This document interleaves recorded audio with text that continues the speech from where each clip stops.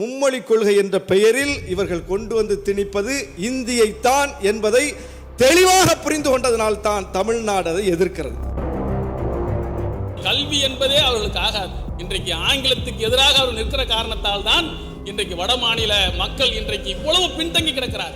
இதுவரையிலும் அந்த அறிக்கையை வெளியிடாமல் வைத்திருக்கிறார்கள். இந்த அறிக்கையை விரைந்து வெளியிட வேண்டும் என்று நாம் வலியுறுத்தி கேட்டுக்கொள்கிறோம். ஆனாலும் அவர்கள் வெளியிடவில்லை. ஏன் மறைக்கிறீர்கள்? இந்தியை திணிப்பதற்கு அவர்கள் சொல்லுகிற காரணங்கள்லாம் ரொம்ப ஒன்றிய அரசு இந்திய அடிப்படையில் இந்தியாவை ஒருங்கிணைக்க நினைக்கிறது. இந்தியை திணித்தால் இந்தியா ஒருங்கிணையாது. அதே போன்று இன்றைக்கு நிதிநிலை அறிக்கையில வெறும் ஒரே ஒரு எழுத்து ரூ என்ற ஒரு எழுத்தின் மூலமாக அவர்கள் பதறிக் கொண்டிருக்கிறார். தமிழ்நாட்டில் இருமொழி கொள்கைதான். அதை ஒரு காலத்திலும் நாம் விட்டுக் கொடுக்க மாட்டோம். இந்திக்கு ஒரு காலத்திலும் தமிழ்நாட்டில் இடமில்லை. அந்த 2 மொழிகளுக்கும் தான் கட்டற்ற நிதி ஒதுக்கப்பட்டிருக்கிறது. மற்ற 20 மொழிகளும் புறக்கணிக்கப்பட்டிருக்கின்றன. 20 மொழிகளுக்கும் நிதி கேட்பதற்கு நாம் கெஞ்சிக் கொண்டிருக்கிறோம்.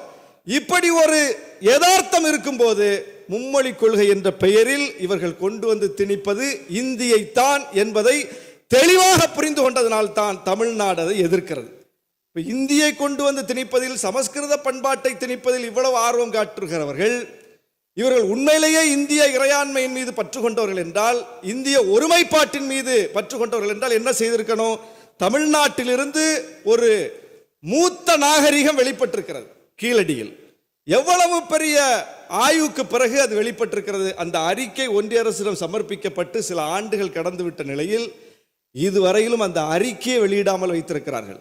2 தினங்களுக்கு முன்னால் எங்களுடைய தலைவர் எழுச்சி தமிழர்கள் ஒன்றிய கலாச்சாரத்துறை அமைச்சரை பார்த்து இந்த அறிக்கையை விரைந்து வெளியிட வேண்டும் என்று நாம் வலியுறுத்தி கேட்டுக்கொள்கிறோம். ஆனாலும் அவர்கள் வெளியிடவில்லை. ஏன் மறைக்கிறீர்கள்? இந்த அறிக்கை வெளிவருவதில், கீழடி ஆய்வறிக்கை வெளிவருவதில் ஒன்றிய அரசுக்கு என்ன சிக்கல்? என்ன சிக்கல் என்றால், சமஸ்கிருத பண்பாடு தான் இந்திய பண்பாடு என்று அவர்கள் நிறுவ முயல்கிறார்கள். தமிழ் பண்பாடு தான் இந்தியாவின் பண்பாடு, தமிழ் நாகரிகம் தான் இந்தியாவின் நாகரிகம் என்பது வெளிப்பட்டுவிடும். எனவே அதை வெளியிடாமல் வைத்திருக்கிறார்கள். இது குறித்து நம்முடைய மாநில அரசு உரிய அழுத்தத்தை கொடுத்து அதை வெளியிட செய்ய வேண்டும். இப்படித்தான் அவர்கள் வெளிப்பட்டுக் கொண்டிருக்கிறார்கள். எனவே இந்த இடத்தில் இந்தியை திணிப்பதற்கு அவர்கள் சொல்லுகிற காரணங்கள்லாம் ரொம்ப சாதாரண காரணங்களை சொல்லுகிறார்கள். ஒரு வாதத்திற்கு கூட அவர்களால் வலுவான வாதத்தை வைக்க முடியலை. இங்கிருந்து போனா, டெல்லிக்கு போனா நம்ம இந்தி பேச வேண்டாமா அப்படின்னு கேட்கிறாங்க. அது டெல்லிக்கு போகிறவர்கள் பிரச்சனை. அதற்கு ஒட்டுமொத்த தமிழ்நாடும் ஏன் கற்றுக்கொள்ள வேண்டும்? அங்கிருந்து இங்கே வருகிறவர்களோடு நாம் பேச வேண்டாமா என்று கேட்கிறார்கள். அது அங்கிருந்து இங்கே வருகிறவர்கள் பிரச்சனை. அது அவங்க தமிழ் படிக்கணும், அதுக்கே நாம இந்தி படிக்கணும். என்ன இது? எந்த லாஜிக்கும் இல்லாமல் பேசிக் கொண்டிருக்கிறார்கள். எனவே அவரவருக்கு தேவையான மொழியை அவரவர் படிப்பார்கள். உலகம் முழுவதும் 100க்கும் மேற்பட்ட நாடுகளில் இந்த தமிழர் இனம் பரவி வாழ்கிறது. அங்கங்கே போய் அவங்களுக்கு தேவையான மொழியை படிச்சுக்கிறாங்க. நல்ல நல்ல பொறுப்பில் இருக்காங்க. மிகப்பெரிய உச்சத்தில் இருக்கிறார்கள் தமிழர்கள். அப்படிப்பட்ட இடத்தில் தமிழர்கள் போய் அங்க வேலை செய்யறதுக்கு அதை படிக்கணும், இங்க வேலை செய்ய இதை படிக்கணும்னு சொல்லி இங்கிருந்து கற்றுக்கொண்டு அனுப்பவும் முடியாது. அங்கிருந்து வருபவர்கள் யாரும் அப்படி கற்றுக்கொண்டு வருவதும் இல்லை.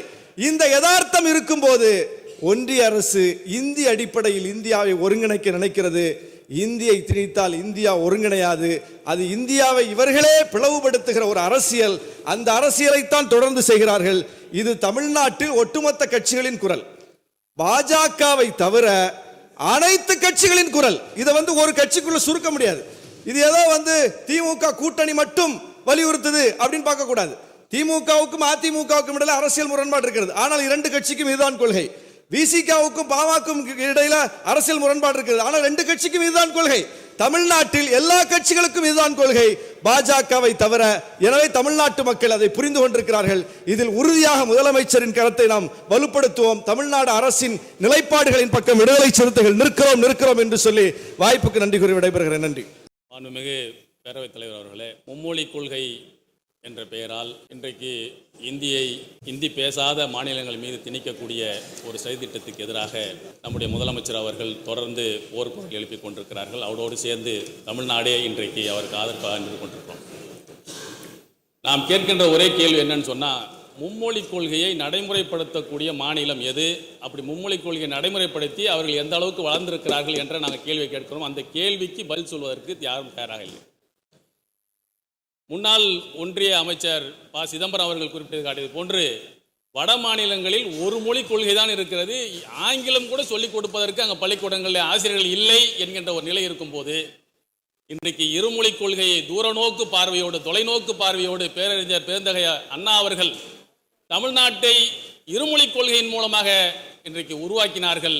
இன்றைக்கு அந்த இருமொழி கொள்கையால் முத்தமிழர் கலைஞர், நம்முடைய தளபதி முதற்கொண்டு இன்றைக்கு தமிழ்நாடு எல்லா துறைகளிலும் வளர்ந்து நிற்கிறது என்று சொன்னால், நீங்க எங்ககிட்ட இருந்து தான் பாடம் படிக்கணுமே தவிர உங்களுடைய பாடத்தை கொண்டு வந்து எங்கள் மீது திணிக்க கூடாது என்பதை தான் நாங்கள் சொல்லிக்கொள்ள விரும்புகின்றோம். தமிழ்நாடு வளர்ச்சியின் மீது அவர்களுக்கு பொறாமை ஏற்பட்டிருக்கிறது. தமிழ்நாடு இன்றைக்கு கல்வியிலே உயர்ந்து நிற்கிறது. உயர்கல்வியில எடுத்துக்கொண்டால் இன்றைக்கு தேசிய சராசரியை விட 2 மடங்கு அதிகமாக உள்ள உயர்கல்வி கற்கக்கூடிய எண்ணிக்கை உள்ள மாநிலம் நம்முடைய மாநிலம் தான். அப்ப இந்த வளர்ச்சியில் அவர்களுக்கு பொறாமை இருக்கிறது. கல்வி என்பதே அவர்களுக்கு ஆகாது. இன்றைக்கு ஆங்கிலத்துக்கு எதிராக அவர் நிற்கிற காரணத்தால் தான் இன்றைக்கு வட மாநில மக்கள் இன்றைக்கு இவ்வளவு பின்தங்கி கிடக்கிறார். அதே போன்ற ஒரு நிலைக்கு தமிழ்நாட்டையும் தள்ள வேண்டும் என்பதற்காக வேண்டிதான் இன்றைக்கு புதிய கல்விக் கொள்கை என்ற கொண்டு வராங்க. 3ஆம் வகுப்புக்கும் 5ஆம் வகுப்புக்கும் 8ஆம் வகுப்புக்கும் பொதுத் தேர்வு வைப்பதன் மூலமாக இன்றைக்கு இடைநிற்றல்கள் அதிகரித்திருக்கிறது என்பதை பீகார் இன்றைக்கு நிரூபித்துக் கொண்டிருக்கிறது.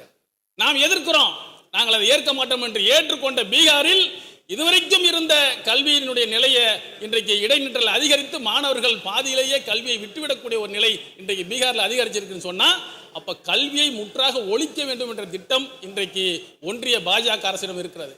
இன்றைக்கு நமக்கு கல்விக்கு நிதியை கேட்டா சட்டத்துக்கு புறம்பாக இன்றைக்கு அதை மறுக்கிறார்கள். பள்ளிக்கல்வித்துறை அமைச்சர் நேரடியாக சென்று அங்க ஒன்றிய அமைச்சரை பார்த்து கேட்கும் போது, நீங்க கையெழுத்து போடுங்க நாங்க உடனே தரேன்னு சொன்னா எவ்வளவு ஒரு ஆணவம் அது! இது சட்டத்துக்கு உட்பட்டதா? அப்ப எப்படி இவர்களால் சொல்ல முடிகிறது?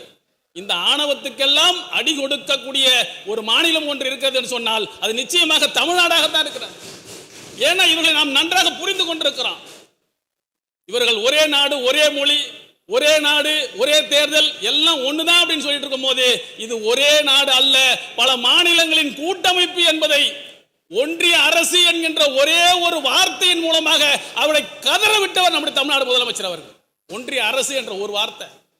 அதே போன்று இன்றைக்கு நிதிநிலை அறிக்கையில வெறும் ஒரே ஒரு எழுத்து, ரூ என்ற ஒரு எழுத்தின் மூலமாக அவர்கள் பதறிக் கொண்டிருக்கிறார். ஆக இன்றைக்கு ஒரு பன்முகத்தன்மை கொண்ட தேசத்தை ஒழிக்க வேண்டும் என்கிற திட்டம் பின்னால் இருக்கிறது. 2020 நினைக்கிறேன், திராவிட முன்னேற்ற கழகத்துடைய பொதுக்குழுவில் ஒரு தீர்மானம் நிறைவேற்றப்பட்டதை பார்த்தேன். இந்த மாநிலங்கள் எல்லாத்தையும் அழிச்சிடணும். தமிழ்நாடு, ஆந்திரா, கர்நாடகா, குஜராத் என்று மாநிலங்களே இல்லாமல் மாநிலங்களை எடுத்துவிட்டு, மொழிவாரி மாநிலங்களை எடுத்துவிட்டு 200 ஜன்பத்துகளை உருவாக்க வேண்டும் என்கின்ற ஒரு சதித்திட்டம் இவர்களுக்கு பின்னால் இருக்கிறது என்ற ஒரு கண்டனத்தை அந்த பொதுக்குழு தீர்மானத்தில் திமுக நிறைவேற்று என்று சொன்னால், இவர்களுடைய அண்ட முதல் ஆதி வரை இவருடைய எல்லா பிரச்சனைகளையும் புரிந்து கொண்ட ஒரு திராவிட இயக்கமாக திமுக இருக்கிற காரணத்தால் அவர்கள் இன்றைக்கு இதை முன்னணியில் எடுத்து எதிர்க்க வேண்டிய நிலையில் இருந்து கொண்டிருக்கிறோம். தமிழ்நாட்டில் இருமொழி கொள்கைதான், அதை ஒரு காலத்திலும் நாம் விட்டுக் கொடுக்க மாட்டோம். இந்திக்கு ஒரு காலத்திலும் தமிழ்நாட்டில் இடமில்லை என்கின்ற இந்த முடிவில் தமிழ்நாடு முதலமைச்சர் அவர்கள் எடுக்கக்கூடிய எல்லா முயற்சிகளுக்கும் மனிதநேய மக்கள் கட்சி அவர்களோடு ஒன்றோடு நிற்கும் என்பதை, தோளோடு தோள் நிற்கும் என்பதை இந்த நேரத்தில் தெரிவித்துக் கொண்டு வாய்ப்புக்கு நன்றி கூறி நிறைவு செய்கிறேன். நன்றி.